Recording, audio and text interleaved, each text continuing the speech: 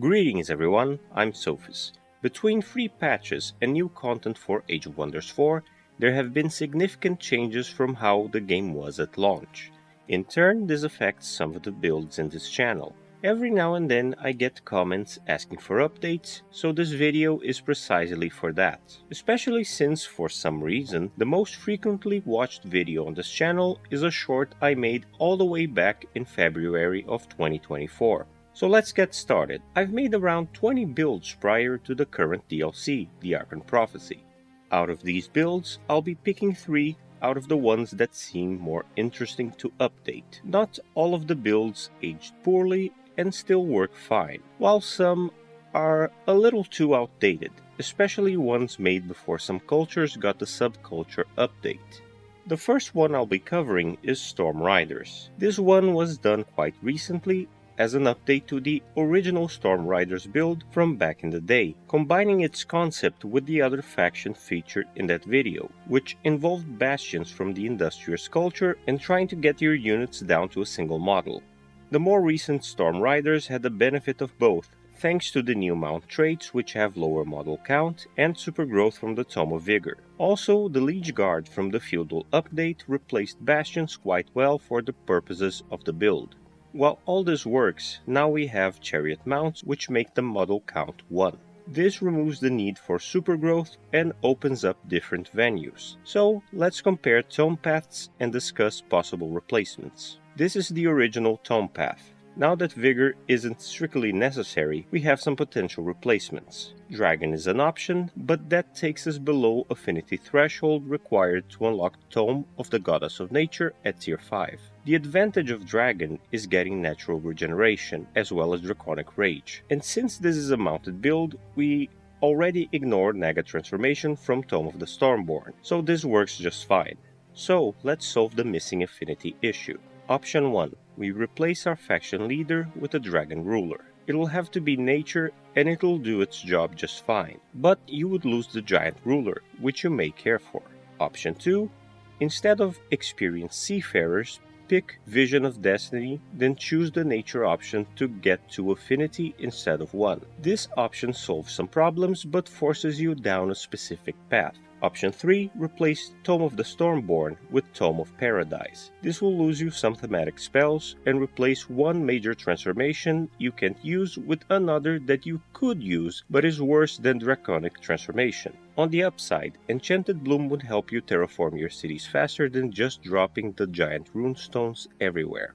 And then there is option 4, which is simply pick another tome with nature affinity before picking Goddess of Nature. I don't think there is a hard cap on tomes, and if there is, I've never played the match long enough for it to matter. And while this will delay you getting a good enchantment for this build, it doesn't force you to change anything, just wait a little longer. Out of prospective candidates, Evolution gives you a good minor transformation, and Fey Mists give you more defensive spells and enchantments. I believe that's about the extent of the change you can do for this build, and keep it in the same spirit. You lose some of your campaign mobility by switching to chariots, but you get better combat benefits out of the Dragon's Tome more than you did Vigor. Now for the second updated build, the Dune Slayers. There have been changes to tomes, society traits, and hero classes since this one was released. It's a critical hit build taking advantage of the defense ignore effect from Tome of Shades, capitalizing on Dune Serpent's boon and other effects that inflict blind on the enemy. With the Vision of Destiny trait, it's difficult not to look at the reward that the Chaos Vision gives and feel it is the right pick. 10% critical rate and lifesteal are pretty absurd as faction-wide passive bonuses. To get the reward, however, you need to hit 8 Chaos Affinity, which the original build did not have. So this one will have quite a different path.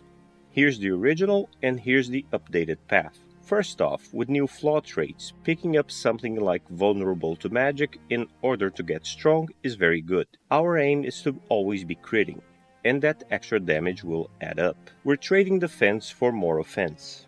Vision of Destiny is there for reasons I already explained, and Runesmiths gives benefits in the long run. The Shades will have a lot of enchantments on due to being skirmishers, so a 30% discount will add up. Enchantment replaces rock thanks to more recent changes. Both Purging Arrows and Sundering Blades will play well with Shades. Pyromancy, Shades, Artificing, and Devastation stay the same. It's all about having our core unit, having damage enchantments, and critical hit chance increases. The only note is that Artisan Armaments got nerfed down from 30% crit rate increase to 25%.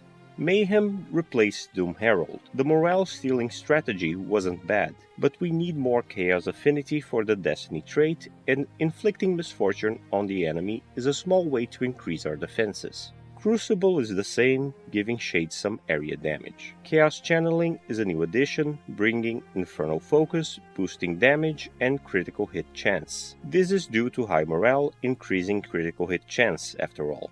On that note, let's talk critical chance for the Shades. You get 45% from the enchantments, 20% from the champion rank, the vision trait can give you 10%. Your ruler and heroes can give up to 30% if they pick the first 3 chaos signature skills. High morale is another modifier, giving 20%. This all adds up to 125%, but you won't always have every last one of these lined up. In the worst case scenario, your baseline will be 75%, assuming you fulfilled your Destiny trait.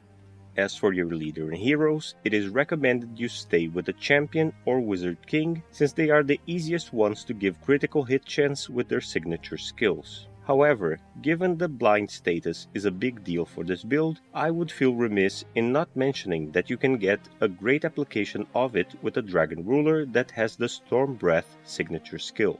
I would say the update made them more focused and refined them more into their role, but the core remains the same. The last one for today is the Marsh Necromancers build I've done for Death, Fire and Mist, a video from quite a while ago. It was another primal build focusing on necromancy, mixing it with nature. There's been quite a lot added since then, and at this point it's more like building it from the ground up, but it maintains its spirit. There's no particular benefit for this build to be primal. Back then it helped with blight damage and application of diseased. If we want to look at the potential of scaling up damage, the new Architect culture has more potential in that regard, as well as easier manipulation of affinities. Here's the original, and here's the new one. The idea is that every single tome in this new build contributes in some way to your support units. They will be the backbone of your army, inflicting a lot of debuffs on your enemies with their attacks. As architects, you will have cultivators from the start, which are a decently aggressive support unit since their support ability is Fire and Forget, letting you use their turns for fighting. Then you will have necromancers at tier 2, and finally the architect at tier 3. The talented collector society trait is therefore giving you some help with Wonderstone income as an architect culture, and the ritualistic cannibals trait is there for the extra food and mana income.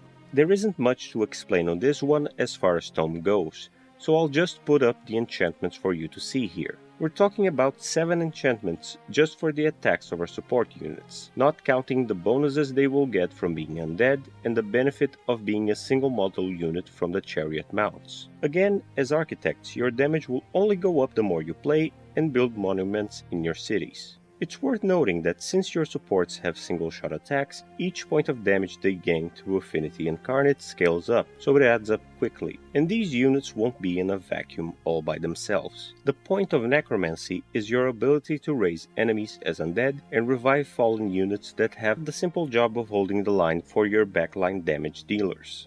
A nature dragon is still a fine ruler for this build. Dragons are still one of the most formidable ruler types in battle. Just as a recommendation, a warlock or ritualist may work better for this build, and the Frost Breath signature skill would give you some solid crowd control. This faction, out of the ones I've shown today, is the one that changed the most, but it is also the oldest one, so it makes sense. Necromancy builds in Age of Wonders 4 are fairly straightforward, so you just need to decide the type of unit you'll focus on, and this one is all about your supports and debuffing enemies. And that's what I have for you today. I hope these updates make these builds more fun for you, and I hope that you're having a good day. See you on the next one.